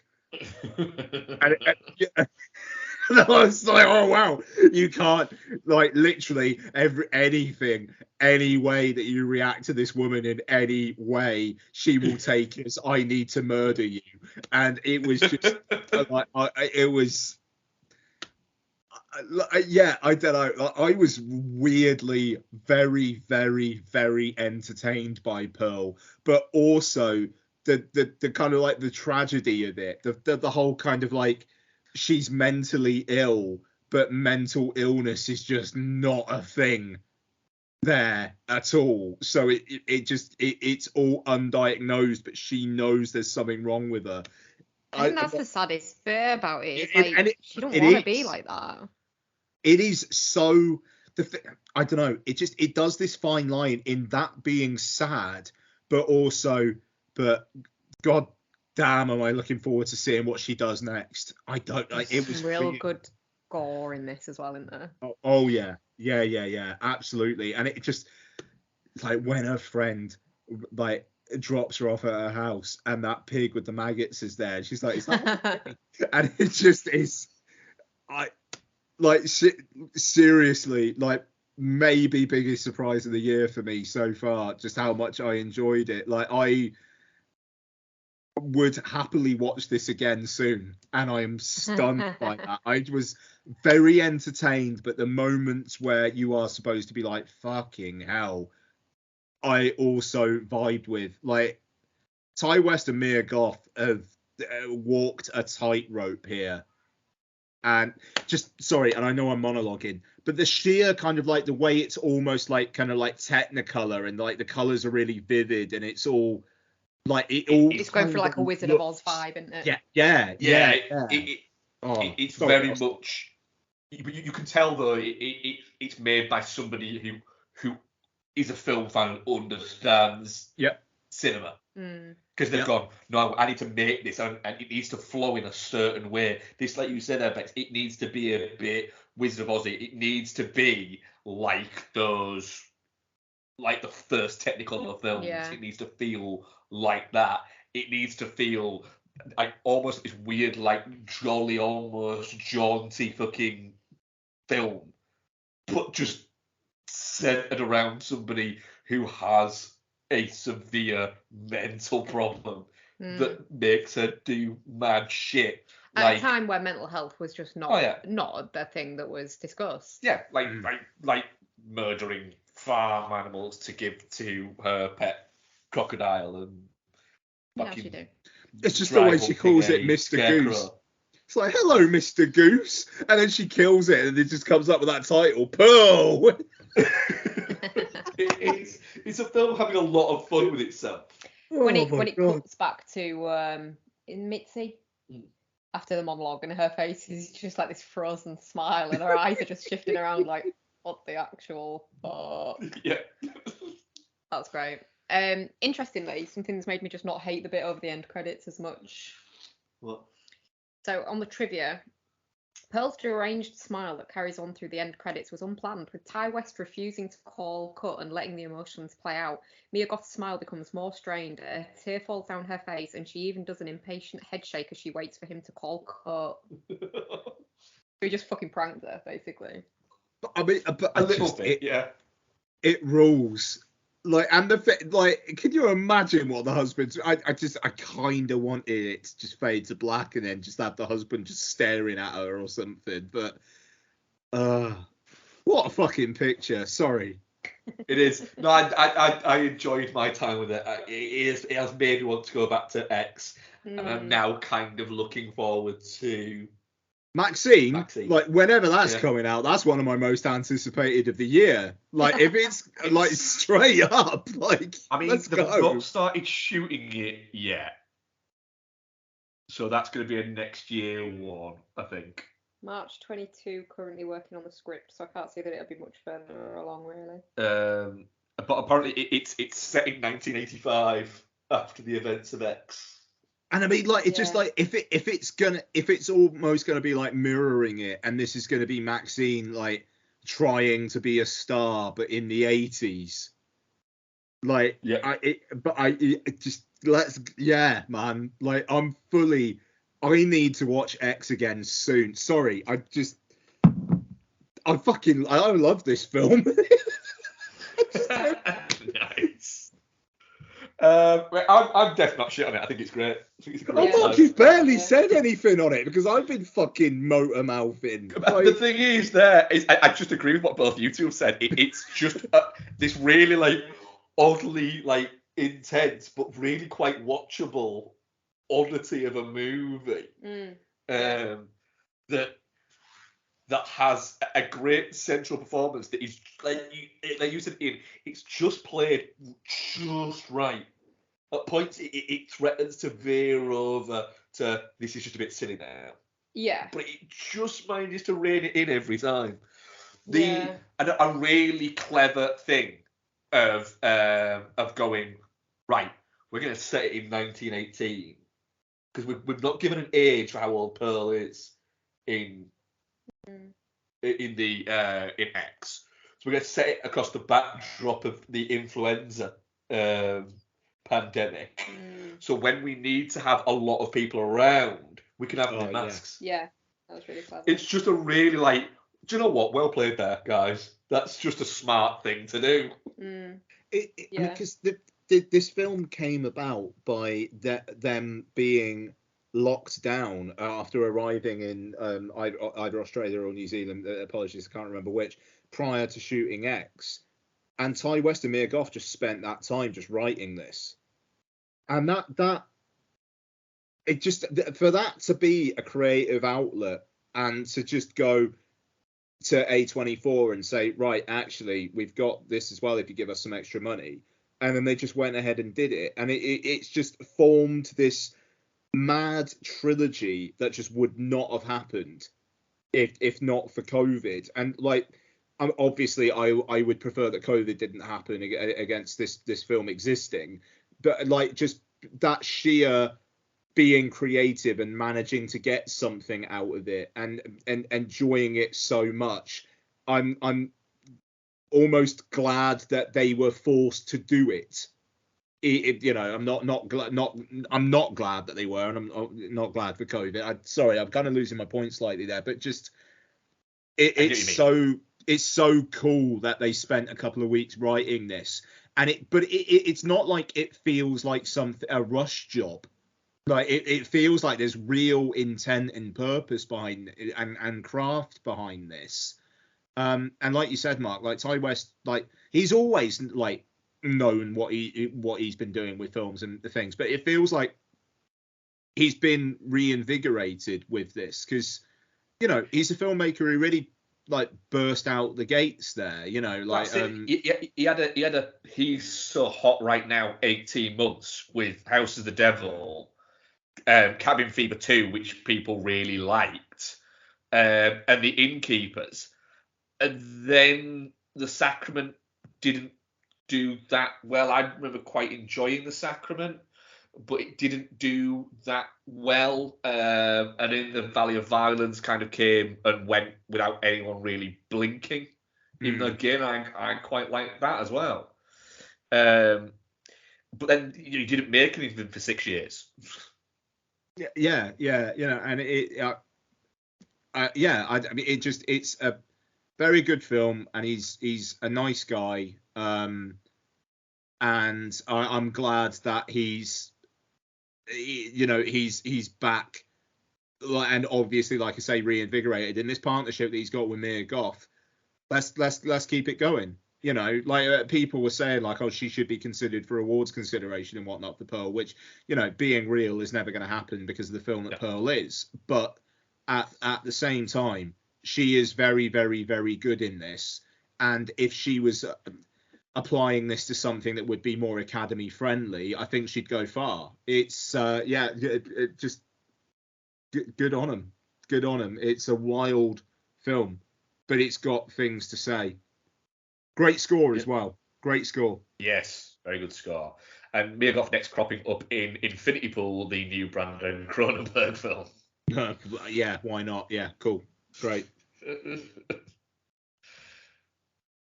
And she's got a baby with Shia LaBeouf now, hasn't she? And like he's true, I think. Yeah, there you go. And like he's hopefully pulling round. Yeah, from a little bit. He's putting all of his mania into being a bit of a religion nut. Okay. Yeah. All right. Fair. Wow. Mia Goth's full name is Mia Gypsy Mello da Silva Goth. Yeah. Fair play. Yeah, she comes from quite good stock, doesn't she? Nice. Quite good arty stock. Yeah, definitely not shit. Definitely not shit for me. Definitely not shit. We'll have to consider whether it's in my surprises or in my 10. Nice.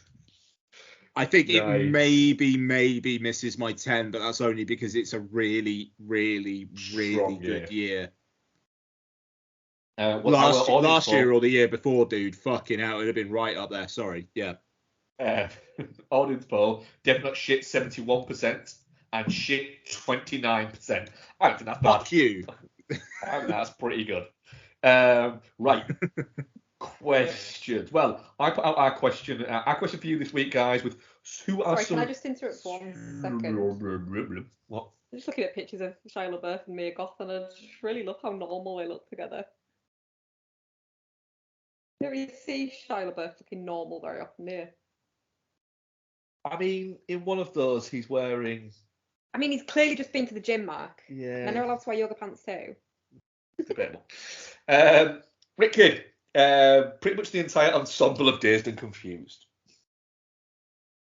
So the question is, who was some of cinema's greatest stoners? Ethan and Barb, which I watched recently at Marty and Cabin in the Woods. The Beach Bum from Orange Warrior. I still haven't watched The Beach Bum. Yeah. Yeah. Michael Caine from Children of Men, says Graham Fraser. Who the fuck is that?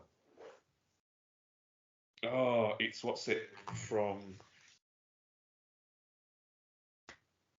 Oh shit! What's Richard Linklater movie? Dazed and Confused? No, the spiritual sequel he did to it. Oh, Everybody Wants Some. Yeah. Right. What are your guys' ones? Favorite stoners? Jay. That's a really like. I didn't even think of that, and it's a really good one. Actually. I mean, Spicoli has to be up there. Spicoli. Adrian Brody in High School. Brody in High School is a strong right left field shout there, Bex. Yeah, that's good. That's a good one, that one, yeah. Oh, dear. An odd movie where literally part of it has become something that, like, a part of our general day-to-day lives, hasn't it, Bex? Whenever one of us says what to the other, it gets replied with what? What? for like a good 3 or 4 round. What? Even if it's during a really serious situation, we'll still do it. We could be like having an argument or something and we'll still fucking do it, won't we? Yeah. To the point of now where Isabel does it as well. She does. Yeah. From a movie called High School. Yeah. Which I don't think she's seen. No, I don't think she's seen it. That's a really good shout, that. Thanks. Yeah. Right, we have some questions. Rick Kidd, seen the theatre production of My Neighbor Totoro tonight. What animation would you like to see a theatre production of? My Neighbor Totoro? Yeah. A different one, Rebecca. No, I want to go see that. Get me tickets now. It's in London for like the next couple of months. I am very jelly. Yeah. Yes. My answer is Sausage Party. Bex? I'm not allowed My Neighbor Totoro now. No. I'm going to take Paprika. No, I was going to say Paprika, but then I thought you'd tell me off because it would be too big a production and it wouldn't work. No, it'd be fucking mental, wouldn't it? Well, no, well, that's my answer. All right, fine. Urotsuka Dochi. Oh, that. Yeah, sorry, I just twigged what that was. Yeah, okay. The film that killed the Patreon review. The thing is, I am kind of glad you never watched that because I just don't think.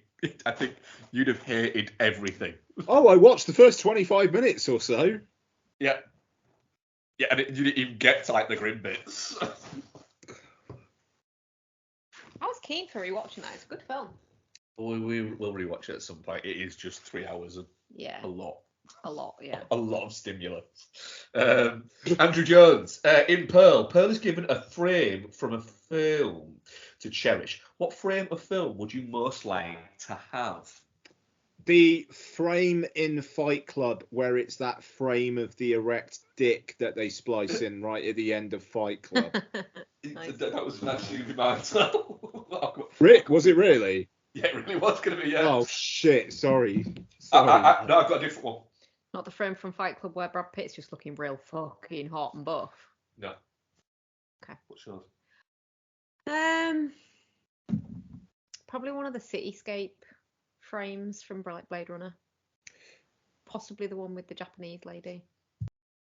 Nice. My serious answer, and which I feel bad about now because I actually took what I think was Mark's genuine answer, would be towards the end of Sunshine where Kappa is like right there with the sun and it's Kappa in the foreground and the sun in the background and it's like the Kappa is like the shadow on the sun. Ooh, nice. I have a serious answer and a serious answer. Okay. So my serious answer is the shot of Rambo as he is looking out of the police station window when Troutman's saying to him, "Look at all this that you've created." And there's that look of where he's looking out, and it's at that moment where he can't quite. He's almost sizing everything up of, right, how do I get out of here? And the thing is, he's worked out a way to get out of it, and that's what clicks Troutman of, no, shit, he's worked out a way to get out of here. which means he's going to kill a lot of people. Yeah. And then try to say to him, you can't get away. And Troutman doesn't believe that. Yeah. Troutman knows, shit, he can get away. And so he knows, I have to stop him now, otherwise this just gets worse. So it'd be that, and my other, still serious answer, Jamie Dornan, the pommel horse. That would be a good one. Yeah. Yeah. Yeah. Fair enough. Yep. Seen those necklaces and things that you can get? Like What, Jamie Dornan, the pommel horse? No, but you can get ones where they've got like a tiny little pendant with this like a glass bit in it, and you look into it and you can put any picture inside. I might get you one of them with that picture. Black Lanterns. I'm due my first dental appointment today in about 6 years. With that in mind, what are some of the most discomforting or difficult to watch torture scenes in cinema? Audition.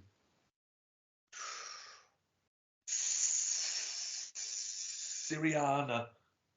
When he's pulling off his fingernails. Whoa. Don't like fingernail trauma in this No. house, do we? Nail trauma is high up there on the what? Electric. Audition would have probably been my go. I don't know. I can't think of any. You could say basically anything in like the first couple of Hellraiser films, even though like the whether it's torture or pleasure, fucking seedy bastard, you know, like. But any of that shit, nah, mate, you're all right. Yeah, I'm all right today. Oh dear. Ian, what are we covering next week?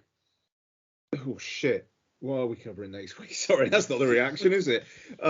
Sorry. That's a genuine. Usually I kind of know the answer, but I don't this week. I think it's a bit of a banger week, right? So, we have got Ruben Östlund's Palme d'Or winning Triangle of Sadness. Ooh, is that out this week? It's out this week. It's playing wider than Decision to Leave. Also, Decision to Leave. Also, Henry Selick's Wendell and Wild is on Netflix this week. Oh, of course it is, yeah. Yeah. What's on this week as well? Depends what's it is. The Paul Feig one. Or is that next week? Oh, that was last week, but it's 2.5 hours long, Mark. Oh, I'm not doing that. And apparently it's shit. Yeah, which kind of upsets me a little bit because, you know, Paul Feig. Yeah, I mean, yeah, this is the thing. I'd like to watch a new Paul Feig film. What? It's been reviewed poorly and it's 2.5 hours long. Yeah, if it was 2 hours long, I'd go for it. But yeah. Yeah. Right. Good week next week then. I've got an actual answer to the torture one. Oh, go on. Misery. There. Is that torture or is that just weird abuse? She's punishing him, isn't she? She's torturing him for... Pretty tortury. Yeah. Yeah, it's fucking grim in that movie. Where his fucking ankle goes all floggly. What? Oh, Barbarian. Oh, Barbarian, yes, of course. That's a banger week next week, actually. It's a very, very good week. What that may mean though is if there's one that we don't all get to, like, let's not feel bad about pushing it to the week after. Yeah. Because Bros as well. Fuck's sake. Is that Bros out as well? Yeah. Fucking hell. Right. It will be 3 of those 5. Yes. I would say so. Is probably fair. Yeah. Okay. Yeah. Right. Well, thank you very much, Rebecca. Thank you very much, Matt. And thank you very much, Ian. Pearl. And thank you very much, listeners. We shall speak to you next week. Goodbye. Bye. Pearl.